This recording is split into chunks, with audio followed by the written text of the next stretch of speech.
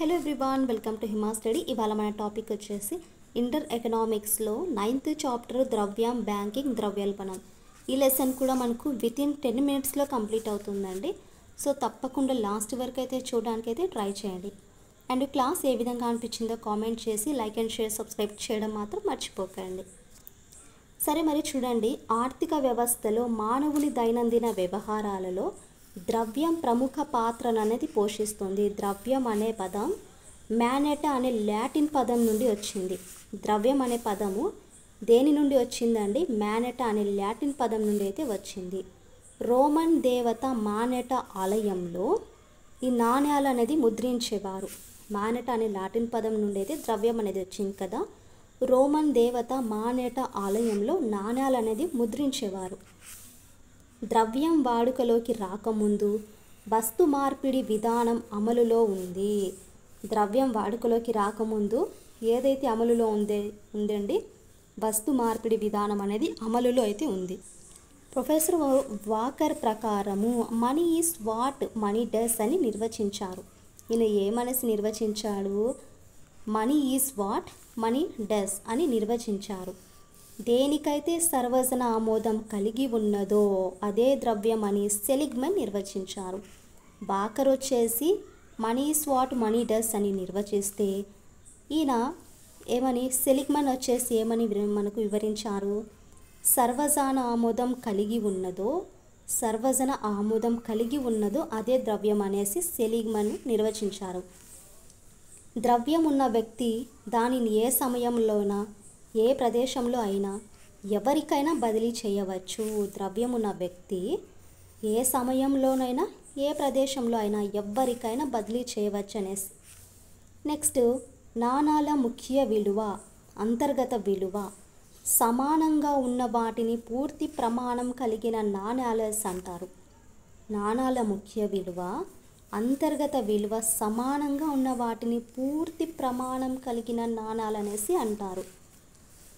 నాణాల ముఖ్య విలువ వాటి అంతర్గత విలువల కంటే తక్కువగా ఉన్న వాటిని తక్కువ ప్రమాణం కలిగిన నాణాలు అంటారు. విలువ కంటే తక్కువగా ఉన్న వాటిని తక్కువ ప్రమాణం కలిగిన నాణాలు అనేసి అంటారండి. మనకు ఆర్బీఐ 1949 జనవరి 1న జాతీయ చేయబడింది. ఆర్బీఐ జనవరి 1న జాతీయం అనేది చేయబడింది. 2 రూపాయలు, 5, 10, 50, 100, 1000 కరెన్సీ నోట్లను రిజర్వ్ బ్యాంక్ అనేది జారీ చేస్తుంది. మరి ఒకటి నోట్లను భారత ప్రభుత్వ ఆర్థిక మంత్రిత్వ శాఖ అనేది విడుదల చేస్తుంది. బ్యాంకుల నిత్యావసరాలలో పనులను సులభతరం చేసే నిమిత్తం కొన్ని ముఖ్య కేంద్రాలలో రిజర్వ్ బ్యాంకు క్లియరింగ్ హౌస్లను అనేది నిర్వహిస్తుంది. మనకి ఇక్కడ చూడండి, బ్యాంకుల యొక్క నిత్య వ్యవహారాలలో పనులు అనేవి సులభంగా చేయడానికి కోసము కొన్ని ముఖ్య కేంద్రాలలో రిజర్వ్ బ్యాంకు క్లియరింగ్ హౌస్లు అనేది నిర్వహిస్తుంది. ప్రస్తుతము ముంబై, బెంగళూరు, కలకత్తా, హైదరాబాద్, చెన్నై, కాన్పూర్, నాగ్పూర్, న్యూఢిల్లీ, పాట్నా మొదలైన కేంద్రాలలో క్లియరింగ్ హౌస్లు అనేది నెలకొల్పారు. ఈ ఆర్బీఐ దేశంలో అత్యున్నత భాగం కావడం వల్ల దేశంలోని అన్ని రకాల బ్యాంకింగ్ కార్యకలాపై పర్యవేక్షణ, నియంత్రణ అధికారాలు అయితే ఉన్నాయి. బ్యాంకింగ్ అనేది ఒక వ్యాపారం అండి. ఆధునిక బ్యాంకర్కు 3 పూర్వీకులు ఉన్నారు. 1 వర్తక వ్యాపారిలాగా, 2 వడ్డీ వ్యాపారిలాగా, 3 స్వర్ణకారులాగా బ్యాంకింగ్ వ్యవస్థ అనేది పనిచేస్తుంది. మన యొక్క ఇండియాలో మొట్టమొదటి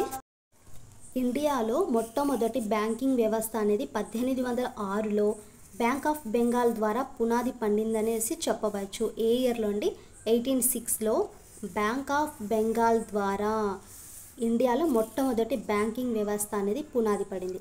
వాణిజ్య బ్యాంకులు దేశ బ్యాంకింగ్ రంగంలో ప్రముఖ స్థానాన్ని అయితే ఆక్రమించాయి. మరి బ్యాంకింగ్ కంప్లీట్ అయింది కదా. నెక్స్ట్ ద్రవ్యోల్బణం చూసుకుంటే, నేడు ప్రపంచంలోని అన్ని దేశాలు ద్రవ్యోల్బణానికి గురవుతున్నాయి. క్రౌథర్ ప్రకారం ఇక్కడ 2 నిర్వచనాలు ఇచ్చారు చూడండి. క్రౌథర్ ప్రకారం ద్రవ్య విలువలు తగ్గి ధరలు పెరిగి స్థితి అనేది ద్రవ్యోల్బణం.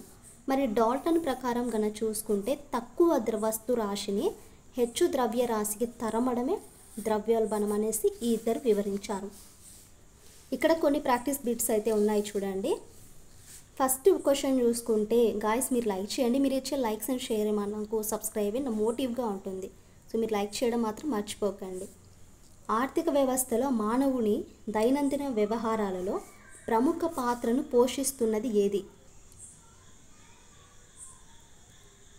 సెకండ్ ఆప్షన్ వెండి. Money is what money does అని పేర్కొన్న వారు ఎవరండి? ఇందాకే నేను ఈ బిట్ కూడా మీకు చెప్పాను. Money is what money does అని పేర్కొన్నవారు.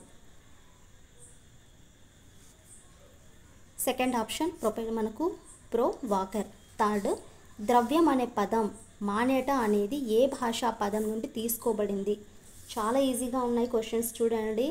నేను ఒకసారి మీకు క్లాస్ చెప్తే ఇక్కడ అర్థమయ్యే విధంగానే ఉంటాయండి.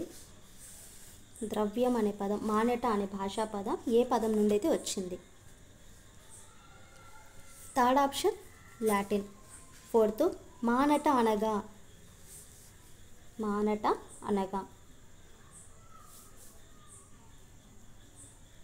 ఫస్ట్ ఆప్షన్ రోమన్ దేవత. ఫిఫ్త్, దేనికైతే సర్వజనామోదం కలిగి ఉన్నదో అదే ద్రవ్యం అని నిర్వచించిన వారు. ఇది కూడా ఇందాకే మీకు బిట్ అయితే చెప్పానండి నేను.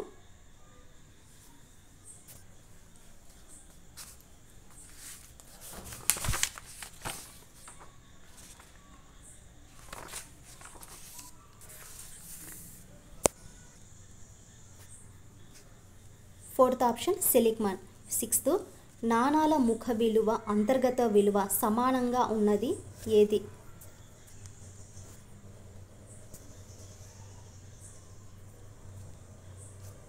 సెకండ్ ఆప్షన్ చిల్లర ద్రవ్యం. సెవెంత్, నాణాలు ముఖ విలువ వాటి అంతర్గత విలువల కంటే తక్కువగా ఉండేది. ఫోర్త్ ఆప్షన్ తక్కువ ప్రమాణ నాణాలు. ఎయిత్, బ్యాంకు అనే పదానికి అర్థం ద్రవ్యాన్ని మారకం చేయడం అని చెప్పినవారు.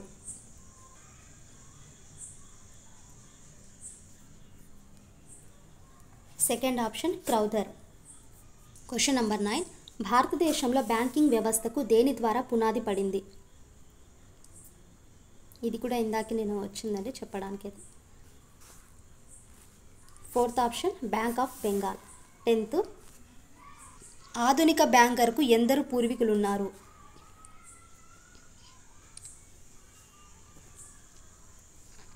థర్డ్ ఆప్షన్ ముగ్గురు. 11th, 1949 జనవరి 1న ఏ బ్యాంకునకు జాతీయం చేశారు?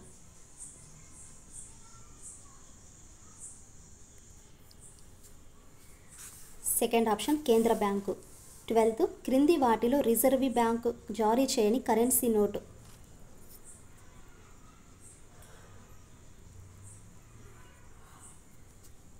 First option ₹1. 13, ద్రవ్య విలువలు తగ్గి ధరలు పెరిగితే ద్రవ్యోల్బణం అని నిర్వచించిన వారు.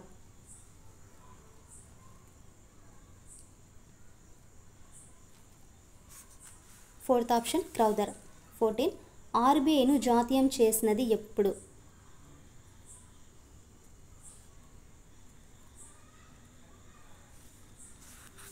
థర్డ్ ఆప్షన్ 1949 జనవరి 1. లాస్ట్ బిట్, ఏ సంవత్సరంలో బ్యాంక్ ఆఫ్ బరోడా పునాది పడింది?